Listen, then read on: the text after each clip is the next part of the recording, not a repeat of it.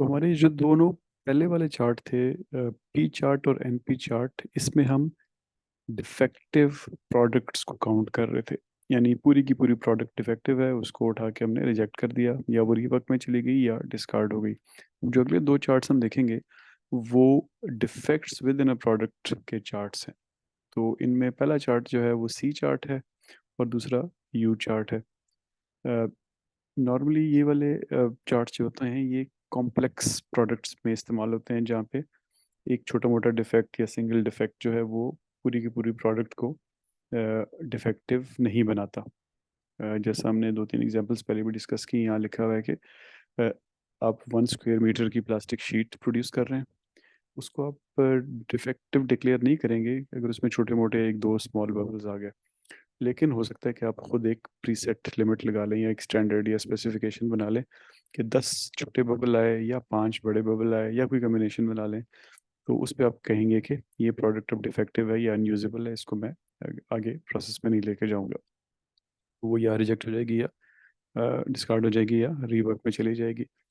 इनमें जो सी चार्ट है वो फिक्स सैंपल साइज के लिए इस्तेमाल होता है, और यू चार्ट जो है वो वेरिएबल सैंपल साइज के लिए इस्तेमाल होता है। फॉर एग्जांपल इसी हम ऊपर वाली एग्जांपल की बात करें तो अगर सारी की सारी शीटें जो आप बना रहे हैं और उनको सैंपल कर रहे हैं वो 1 स्क्वायर मीटर की हैं तो सी चार्ट इस्तेमाल करें। अगर कोई 1 स्क्वायर मीटर की है, कोई 2 की है, कोई 3 की है, तो यू चार्ट इस्तेमाल करें। अब क्योंकि फॉर एग्जांपल 1 स्क्वायर मीटर की है और आपने फैसला कर लिया कि इसमें 10 बबल आए तो मैं रिजेक्ट करूंगा, और अगली 5 स्क्वायर मीटर की है उसमें 10 बबल पे तो आप रिजेक्ट नहीं करेंगे, ऑब्वियसली वो 5 times this the first sheet है। तो आप फिर ज़्यादा बबल्स को एक्सेप्टेबल आपके लिए होंगे, आप उस मे बी उसको 4 टाइम्स या 5 टाइम्स या 3 टाइम्स आप मल्टीप्लाई करके जो नंबर होगा उतने बबल्स आए तो आप उसको रिजेक्ट करेंगे। अब इसमें साउंड डिस्ट्रीब्यूशन इस्तेमाल होती है सी चार्ट और यू चार्ट में। ये डिस्ट्रीब्यूशन जो है इसमें जैसे नॉर्मल डिस्ट्रीब्यूशन में हमारे पास मीन और स्टैंडर्ड डेविएशन थे जो उसको डिफाइन करते थे, इसी तरह पीछे हमने देखा कि बाइनोमियल डिस्ट्रीब्यूशन को एन और पी यानी नंबर ऑफ डिफेक्टिव्स और प्रोबेबिलिटी ऑफ बीइंग डिफेक्टिव उसको डिफाइन करते थे। इस डिस्ट्रीब्यूशन को सिर्फ एक फैक्टर डिफाइन करता है, उसको कहते हैं लैम्डा। यानी कि the the number of defects within defined area या within a defined product, उसको हम लैम्डा कहते हैं। और जो जो लैम्डा चेंज होता जाता है तो इसकी जो पीडीएफ होता है, प्रोबेबिलिटी डेंसिटी फंक्शन जो है वो चेंज होता जाता है। तस्वीर में आप देखें तो लैम्डा 1 पे एक और पीडीएफ है। लैम्डा जब 4 हो गया तो आप एक स्क्यूड नॉर्मल डिस्ट्रीब्यूशन के करीब जा रहे हैं। लैम्डा 10 हो गया तो आपकी डिस्ट्रीब्यूशन जो है वो एक नॉर्मल डिस्ट्रीब्यूशन ही है, लेकिन उसकी स्टैंडर्ड डेविएशन बहुत ज़्यादा है। तो इसकी इसकी शक्ल जो है वो डिपेंड करती है कि आपका लैम्डा फिगर क्या है, यानी कितने ज़्यादा डिफेक्ट्स हैं उस प्रोडक्ट के अंदर। इसकी एग्जांपल्स ये देख लीजिए क्विकली। अगेन इसको डिटेल में पढ़ लें। बेसिकली ये बता रहा है कि एक सैम्पलिंग ये कर रहा है। ऊपर टेबल को देखिएगा तो 1 to 10 सैम्पल नंबर्स हैं, और पहले वाले सैंपल में कोई डिफेक्ट नहीं है, दूसरे में एक है, फिर 2 3 4 5 6 7 8 9 ऐसा ऐसा डिफेक्ट बढ़ रहे हैं। तो अगर आप सिंपल इस पे N P N N P chart इस्तेमाल करेंगे तो फॉर एग्जांपल आपके लिए 8 डिफेक्ट काबिल कबूल थे ना, तो 8 डिफेक्ट तक पहुंच जब तक आप पहुंचेंगे तो एन पी चार्ट आपको कुछ भी नहीं बताएगा, वो कहेगा बिल्कुल ठीक है। जब तक तुम्हें 8 एक्सेप्टेबल हैं तो इसका मतलब है प्रोडक्ट ठीक है, रिजेक्ट तुम उसको नहीं कर सकते। लेकिन इसमें जो ट्रेंड है बड़ा क्लियर नज़र आ रहा है कि डिफेक्ट्स बढ़ते जा रहे हैं, कोई चीज़ ख़राब है, समथिंग इज़ रॉन्ग। कोई मशीन का पार्ट ख़राब हो गया, या कोई जो आपको माल आ रहा है वो ख़राब है, या वर्कर को कोई गड़बड़ है। तो लेकिन एनपी चार्ट उसको नहीं समझ सकेगा, तो उस पर यहाँ पे सी चार्ट बड़ा यूज़फुल है कि उसने आपको ट्रेंड दिखा दिया।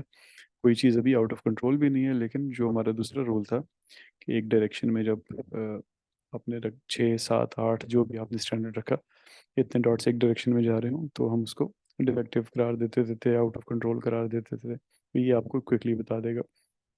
अब ये जो सी चार्ट ऊपर है ये फिक्स सैंपल साइज के लिए है, इसलिए आप देख रहे हैं कि इसकी कंट्रोल लिमिट्स की लाइन स्ट्रेट है। नीचे यू चार्ट को देखें तो इसकी कंट्रोल लिमिट्स की लाइन स्ट्रेट नहीं है। ये जो जो सैंपल साइज चेंज हो रहा है तो उस तरह आपकी कंट्रोल लाइंस अपर और लोअर वो चेंज हो रही है। ये एक और एग्जांपल जो स्पेसिफिकली यू चार्ट की है, इसमें आप देखें तो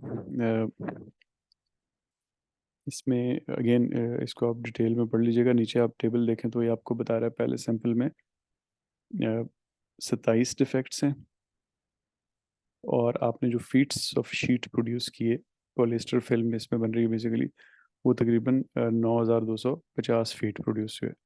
इसी तरह दूसरे सैंपल में 17 डिफेक्ट्स हैं, वहाँ पे 8,100 फीट्स प्रोड्यूस हुए एंड सो ऑन। तो आप देखें कि यहाँ पे लीनियर फीट प्रोड्यूस्ड का मतलब है कि सैम्पलिंग अब हर सैंपल साइज मुख्तलिफ होगा। तो नंबर ऑफ डिफेक्ट से आपको डायरेक्टली बात समझ नहीं आएगी कि डिफेक्ट ज़्यादा है या कम है, जब तक आप उसका सैंपल साइज साथ नहीं देखते। तो फिर ये चार्ट आपको सैंपल साइज के साथ बता रहा है कि जैसे फॉर एग्जांपल ये लाइंस ना होती अपर और लोअर कंट्रोल लिमिट, तो हमें लगता है कि ये जो नंबर 11 पे डॉट है ये एकदम बाहर जा रहा है, लेकिन ऐसा नहीं है क्योंकि वहाँ पे सैंपल भी बड़ा है तो वो सिग्निफिकेंट नहीं है। तो ये जो यू चार्ट की फिर अच्छी बात ये है कि ये अगर आपके सैंपल साइज जहाँ वेरी करते हैं वहाँ पे ये आपको विजुअली दिखा देता है कि कोई प्रॉब्लम जो आपको अपेरेंटली नज़र आ रही है वो प्रॉब्लम है भी कि नहीं है। तो इन समरी जी आपका जो एट्रीब्यूट डेटा है या काउंट डेटा है या गो नो गो डेटा है, उसमें अगर आपने नॉन कंफॉर्मिंग या डिफेक्टिव यूनिट्स देखने हैं तो आप पी या एनपी चार्ट इस्तेमाल करेंगे। अगर आपका सैंपल साइज फिक्स्ड है तो आप पी चार्ट भी इस्तेमाल कर सकते हैं और एनपी चार्ट भी इस्तेमाल कर सकते हैं। लेकिन अगर आपका सैंपल साइज वेरिएबल है तो फिर आप पी चार्ट को खाली इस्तेमाल कर सकते हैं। दूसरी तरफ अगर आप डिफेक्टिव प्रोडक्ट्स को नहीं बल्कि डिफेक्ट्स विद इन प्रोडक्ट देख रहे हैं, तो अगर आपका सैंपल साइज फिक्स्ड है तो आप सी चार्ट इस्तेमाल करेंगे, और अगर आपका सैंपल साइज वेरिएबल है तो आप यू चार्ट इस्तेमाल करेंगे। तो इंशाल्लाह हम इसका Q&A वीकेंड पे करेंगे, क्वेश्चन एंड आंसर्स, और नेक्स्ट सेशन में हम इसको मिनट ऐप पे दोनों टाइप्स ऑफ चार्ट्स और चारों चार्ट्स को प्रैक्टिकली करके देखेंगे कि इनको कैसे बनाया जाता है।